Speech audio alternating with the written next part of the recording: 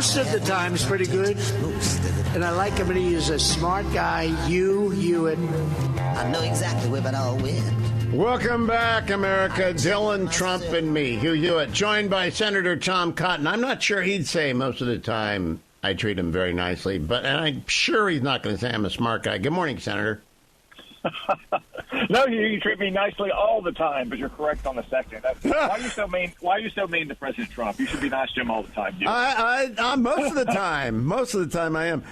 Senator Cotton, I've got an article out at Fox News today, and I think it would be a good idea for the former president to name a list, like he did for Supreme Court appointees in 2016, sometime between now and before the convention, of his national security team potential. Not go job by job, but just put out the 15 people you can look for just to reassure national security conservatives and to put the world on notice that there's going to be a new sheriff in town.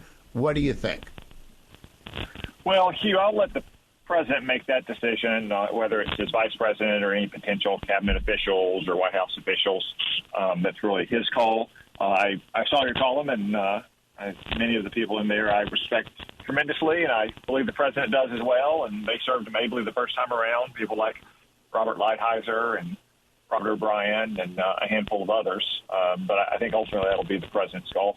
Yeah, I just think it's good politics, because yesterday, on Monday in Politico, they found 18 former Trump officials, and 2 of them spoke on the record, John Bolton and Dan Coates. They're both mad at Trump. And 16 were anonymous about how they're going to appoint radicals to national security. No, they're not. They're going to appoint people who are, pro-American, hard-nosed. They're not going to appoint radicals. They're going to appoint Reagan conservatives, don't you think?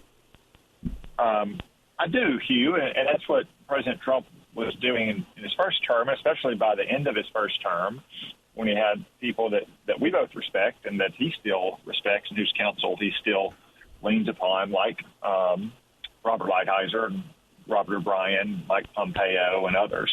So, again, I think it's an unusual circumstance, obviously, that we've only had one other time in this country's history in which a candidate for president doesn't have to say what he will do or would do or might do, but can simply point to what he did. And that's a very compelling case for most Americans. It's like, do you like things better now after 4 years of Joe Biden, or did you like them back when I was president? Now, they're both going to the border on Thursday. President Trump to clap at what he did and Joe Biden to try and hide what he's done. I was alerted this weekend by some former Trump people to the fact that 40,000 military-age Chinese males, Chinese nationals, have crossed our southern border in the last 15 months. 40,000. And they are released, sometimes with an ankle bracelet, sometimes with a note saying, please show up at X, Y, and Z. But we would never have let 40,000 Soviets into the country when I was in the government, Tom Cotton. What are we thinking? Well, again, it's just the natural consequences of Joe Biden's open borders policy. Thousands of military-age men, from not just from China, but from Russia and from other adversary nations and from God knows where. You saw one of those consequences just last week in Georgia with the brutal, depraved beating and murder of Laken Riley by an illegal alien. She would still be alive if he wasn't here, which he shouldn't have been, and he was here because of Joe Biden's failed policy. That's true. There's no doubt about it that we get bad people coming across the border, and they're a significant percentage. They're not like 1 and 2. There's a significant percentage of bad people among the migrants. All of them are entering illegally. But I'm focused for a moment on, if you were the Chinese Communist Party and you're at the Politburo and you're Xi, wouldn't you say, hey, shouldn't we try and get a bunch of our people into the country since that border's open? Wouldn't they do that? Well, but you first, on that point, it doesn't matter if they are a tiny percentage. I mean, hell, when you've got millions of people coming in every year, 1/100th of 1% is exactly a lot of Americans. And again, unfortunately, if you're Xi Jinping or Vladimir Putin, you look at America and you don't have to worry about smuggling your spies across our border. Like Joe Biden just lets them fly in and gives them visas to work in their embassies in Washington, D.C. or at the United Nations in New York or their consulates around the country. So I have no doubt that some of these folks coming in from places like China and Russia are bad guys. And some coming in from places that have trouble with terrorism, they're probably here not just to, try to take our jobs and maybe commit awful, heinous murders, but commit mass murder in the form of terrorism. Again, it's a natural and logical consequence of Joe Biden's open borders. Now, I asked our friend Mike Gallagher, who holds the David Dreyer chair that you once held and is now on the House Intel Committee. He's going to retire.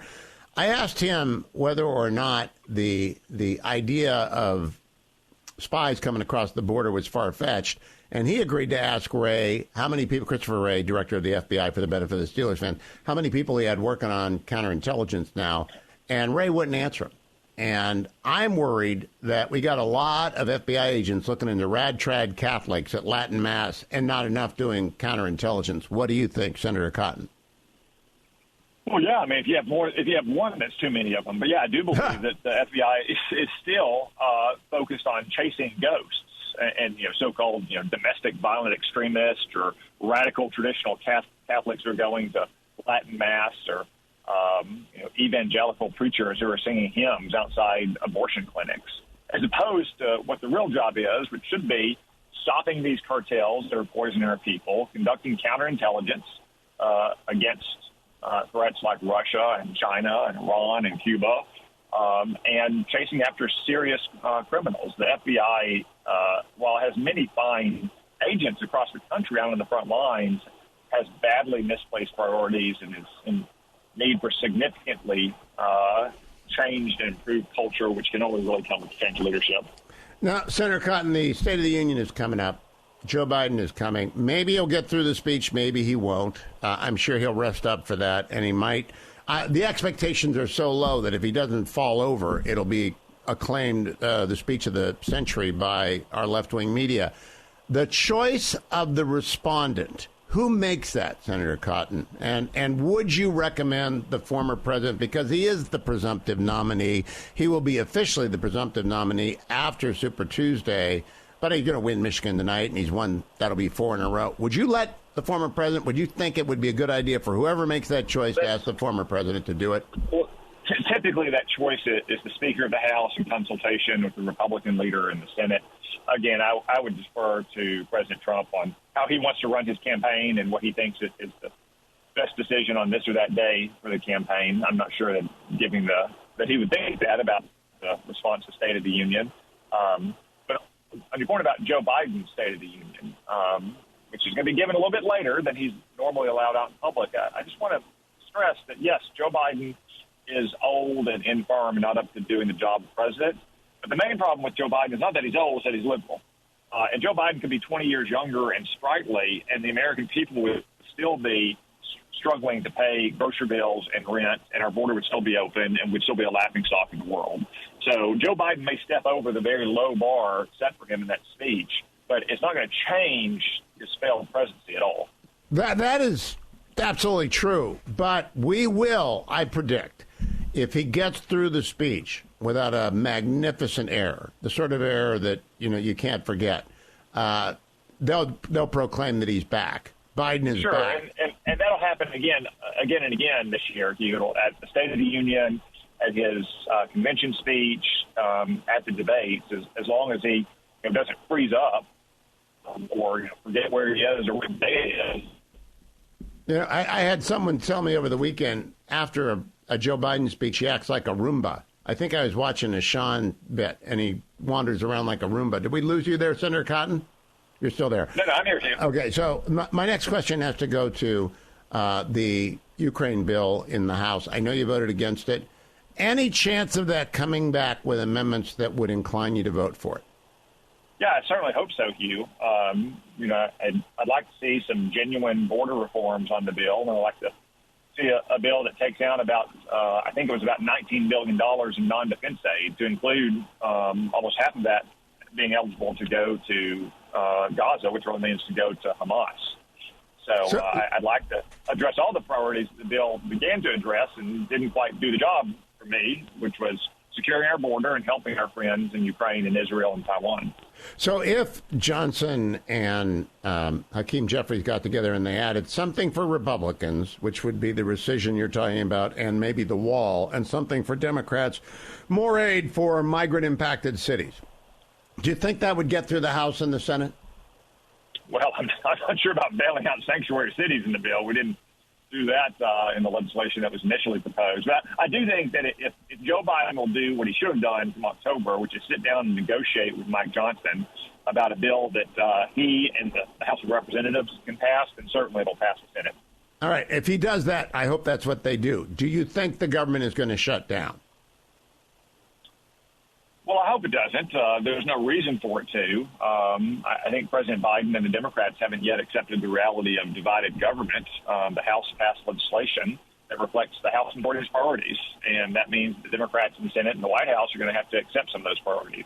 I mean, hell, Chuck Schumer hasn't even accepted some of the priorities of the Senate. You know, the bill that we passed earlier this year to fund the Department of Veterans Affairs had a measure in there to protect veterans' gun rights, and the Democrats are insisting that be dropped. Well, it passed out of the Democratic Senate. They're demanding that their own bills provisions be dropped out of the bill. So I think if the White House and the Senate Democrats will accept the reality of divided government, and we should be able to pass 4 funding bills by this Friday and then hopefully 8 by next Friday. Last question, Senator Cotton. We've got Joe Biden saying a ceasefire is at hand, but Israeli media says, no, it's not. And Hamas said, no, it's not. What's he doing? I think he's endangering the hostages. Well, yeah, the only ceasefire Joe Biden is worried about is a ceasefire between himself and his own party's voters in Michigan. That state has a primary today, and Joe Biden is worried about being embarrassed because there's a large Arab American population, a lot of progressives in Detroit and university towns, and there's an effort to not vote for Joe Biden. So all of this, kind of clueless rambling while he's out getting an ice cream cone, making a fool of himself about a ceasefire, is about a ceasefire between him and his own party's voters, because they're not close to a ceasefire in Israel, and the proposals that the Biden administration are making, if you believe the reports, are preposterous, that you'd stop the fighting for weeks, if not months, and basically empty your jails of every Palestinian terrorist in exchange not even all the Israeli terrorists who are held in by Hamas. I don't know if you listen to Commentary Podcast. Yesterday, John Podhort said the American framework is 4,000 Palestinian prisoners for an Israeli dog. And it really is bad. It's a terrible framework, but we're not surprised. Senator Tom Cotton, thank you as always. Send